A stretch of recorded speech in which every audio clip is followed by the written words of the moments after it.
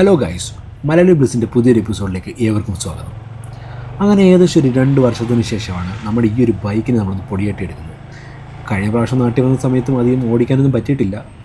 അതും പ്രത്യേകിച്ച് നല്ല ചൂടുള്ള സമയത്താണ് ഞാൻ നാട്ടിൽ വന്നത്. അതുകൊണ്ട് അധികം ഒന്നും എടുക്കാതെ ഒരു മൂലയിൽ തന്നെ വെച്ചേക്കായിരുന്നു സംഭവം. എന്നാലും ഈ ഒരു വർഷം വന്നപ്പോൾ രണ്ടും കൽപ്പിച്ച് എന്തെങ്കിലും വണ്ടി ഒന്ന് എടുക്കാമെന്ന് വിചാരിച്ചു. പക്ഷേ ഈ എടുക്കാൻ വന്ന സമയത്ത് കുറച്ച് 2-3 പണികൾ നമുക്ക് ഈ ഒരു ബൈക്ക് തന്നായിരുന്നു. അതിനെക്കുറിച്ചാണ് ഇന്നത്തെ ഒരു വീഡിയോ നമ്മൾ ഡിസ്കസ് ചെയ്യാനായിട്ട് പോകുന്നത്. അപ്പോൾ നമുക്ക് വെച്ച് താമസിക്കേണ്ട, നേരെ വീഡിയോയിലോട്ട് കിടക്കാം.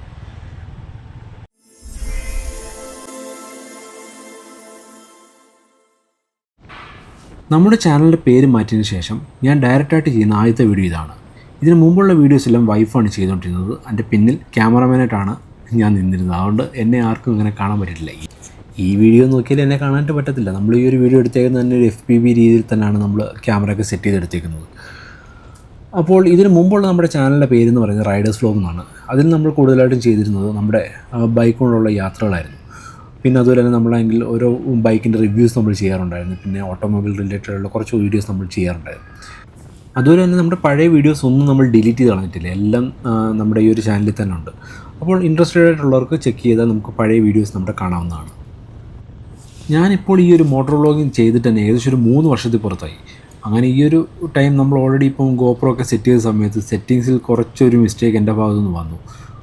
എന്താണെന്ന് വെച്ചാൽ ഞാൻ സ്റ്റെബിലൈസേഷൻ ഓഫാക്കിയിട്ടാണ് നമ്മൾ ഈ ഒരു വീഡിയോ ഷൂട്ട് ചെയ്യുന്നത്. അതുകൊണ്ട് തന്നെ വീഡിയോയിൽ അത്ര ഒരു സ്റ്റെബിലൈസേഷൻ കാണുന്നില്ല, ഒരു ഷെയ്ക്കിങ് പോലെ നമുക്ക് കാണാനായിട്ട് പറ്റും. അതെന്തായാലും ഞാൻ അടുത്ത പ്രാവശ്യം മുതലുള്ള വീഡിയോസിൽ ഞാൻ എന്തായാലും അതൊരു മാറ്റിയിട്ടായിരിക്കും ഞാൻ സെറ്റ് ചെയ്യാൻ പോകുന്നത്. അപ്പോൾ നമ്മുടെ ഇന്നത്തെ ടോപ്പിക്കിലോട്ട് നമുക്ക് കടന്നു വരാം.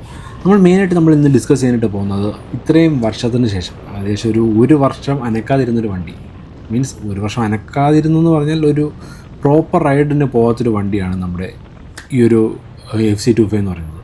അങ്ങനെ ഞാനിപ്പോൾ വന്ന സമയത്ത് എടുത്തപ്പോൾ എനിക്ക് കിട്ടിയ ചെറിയ ചെറിയ പണികളെക്കുറിച്ചാണ് ഇന്നത്തെ വീഡിയോ നമ്മൾ ഡിസ്കസ് ചെയ്യാനായിട്ട് പോകുന്നത്.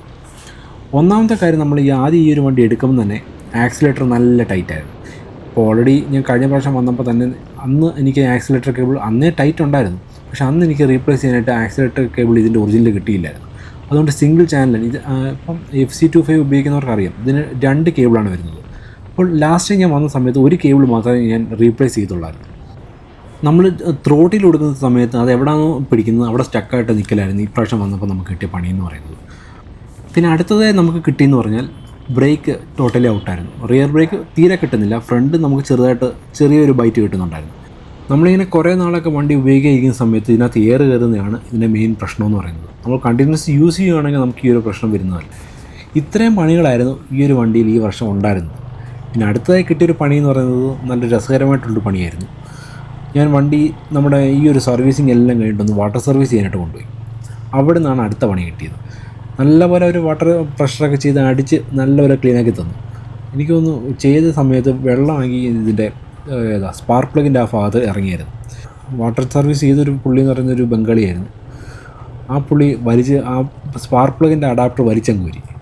അതിൻ്റെ അകത്തില്ല കിട്ടുന്ന മെറ്റൽ പോർഷൻ എന്നത് ഡിസ്കണക്റ്റ് ആയിരുന്നു, മീൻസ് കട്ടായിപ്പോയി.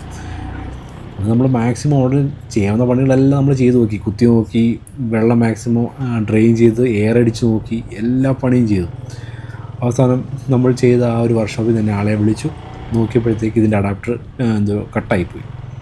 അങ്ങനെ പിന്നെയും എങ്ങനെയൊക്കെയോ ഡയറക്റ്റ് നമ്മൾ ഈ ഒരു കേബിൾ കൊടുത്തിട്ട് സ്റ്റാർട്ടാക്കി എങ്ങനെയൊക്കെയോ നമ്മൾ വർക്ക്ഷോപ്പിൽ കൊണ്ടുപോയി അതിൻ്റെ അഡാപ്റ്റർ മാറിയിട്ടു. അങ്ങനെ ഏകദേശം ഈ ഒരു വർഷത്തെ പണി എന്ന് പറയുന്നത് ഈ 3 ഐറ്റമായിരുന്നു. എന്തായാലും മാറവളെല്ലാം മാറി. ഇപ്പോൾ പിന്നെ നമ്മുടെ വണ്ടി ബാക്ക് ടു വർക്കിംഗ് കണ്ടീഷൻ എന്ന് പറയുന്ന രീതിയിലായിട്ടുണ്ട്. ഇപ്പോൾ ടോട്ടലി നമ്മുടെ വണ്ടി ഇപ്പോൾ നല്ല സ്മൂത്താണ്, ഓടിക്കാനൊക്കെ നല്ല രസമുണ്ട്. അപ്പോൾ ഇതിൻ്റെ ഒരു ഡ്രൈവിങ് എങ്ങനെ ഉണ്ടെന്ന് അറിയാൻ വേണ്ടിയാണ് നമ്മൾ ഈ ഒരു റോഡ് നമ്മൾ പിടിക്കുന്നത്. അപ്പോൾ ഞാൻ ഈ ഒരു റോഡിൻ്റെ ഒരു പ്രത്യേകത എന്ന് പറഞ്ഞാൽ നമ്മളിപ്പോൾ അച്ചൻകോവിൽ പോകുന്ന ഒരു ഓഫ് റോഡ്, ചെറിയ രീതിയിലൊരു ഓഫ് റോഡൊക്കെ ഉള്ളൊരു വഴിയാണ്.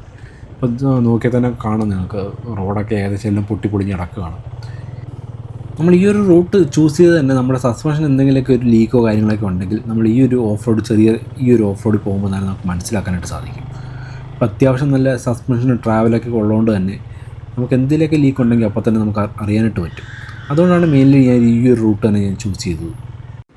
ഈ ഒരു റൂട്ടിൻ്റെ പ്രത്യേകത എന്ന് പറയുമ്പോൾ നമ്മൾ യാത്ര ചെയ്യുന്നത് ചെറിയൊരു വനത്തിൽ കൂടെയാണ്. അതുകൊണ്ട് തന്നെ കിളികളുടെ സൗണ്ടും ചീവിടിൻ്റെ സൗണ്ടൊക്കെ നമുക്ക് ആസ്വദിച്ച് പോകാൻ പറ്റിയ റൂട്ടാണ്. പിന്നെ ചെറിയൊരു പ്രശ്നമെന്ന് പറയുന്നത് നമുക്ക് പോകുന്ന വഴിയിൽ വന്യജീവിയൊക്കെ ഇറങ്ങാനുള്ള സാധ്യതയുണ്ട്. അതിൻ്റെ ബോർഡുകളും മുന്നറിയിപ്പുകളൊക്കെ നമുക്ക് പോകുന്ന റൂട്ടിൽ തന്നെ നമുക്ക് കാണാവുന്നതാണ്. ഇത് അലിമുക്കിൽ നിന്ന് അച്ചൻകോവിൽ പോകുന്ന ആ റൂട്ടാണ് വരുന്നത്. അപ്പോൾ അത്യാവശ്യം നല്ല രീതിയിൽ ഒരു ബൈക്ക് ഉണ്ടെങ്കിൽ നമുക്കൊരു ഹാഫ് ഡേ ഒക്കെ നമുക്ക് എൻജോയ് ചെയ്യുമ്പോൾ പോകാൻ പറ്റിയ റൂട്ടാണ് ഈ ഒരു അലിമുക്കിൽ നിന്ന് അച്ചൻകോവിൽ വരെ. അത്യാവശ്യം നല്ല രീതിയിൽ കാടൊക്കെ നമുക്ക് എൻജോയ് ചെയ്ത് പോകാൻ പറ്റിയ റൂട്ട് തന്നെയാണ്. നമ്മുടെ ബൈക്കൊക്കെ ലോങ് ടൈം നമ്മൾ യൂസ് ചെയ്തിരിക്കുമ്പോൾ നമുക്ക് കിട്ടാവുന്ന ചെറിയ ചെറിയ പണികളാണ് നമ്മുടെ ഇന്നത്തെ ഒരു വീഡിയോ നമ്മൾ ചൂണ്ടിക്കാണിച്ചിരിക്കുന്നത്. അപ്പോൾ എല്ലാവർക്കും വീഡിയോ ഇഷ്ടപ്പെട്ടെന്ന് വിചാരിക്കുന്നു. വീഡിയോ ഇഷ്ടപ്പെട്ടെങ്കിൽ എല്ലാവരും ലൈക്ക് ചെയ്യുക, ഷെയർ ചെയ്യുക. അതുപോലെ തന്നെ ആദ്യമായിട്ട് കാണുന്നൊരു വ്യക്തിയാണെങ്കിൽ ചാനൽ സബ്സ്ക്രൈബ് ചെയ്യുക. അങ്ങനെ തുടർന്ന് നമുക്ക് നല്ല നല്ല വീഡിയോസായിട്ട് നമുക്ക് ഇനിയും കാണാം. അതുവരെയും ബൈ.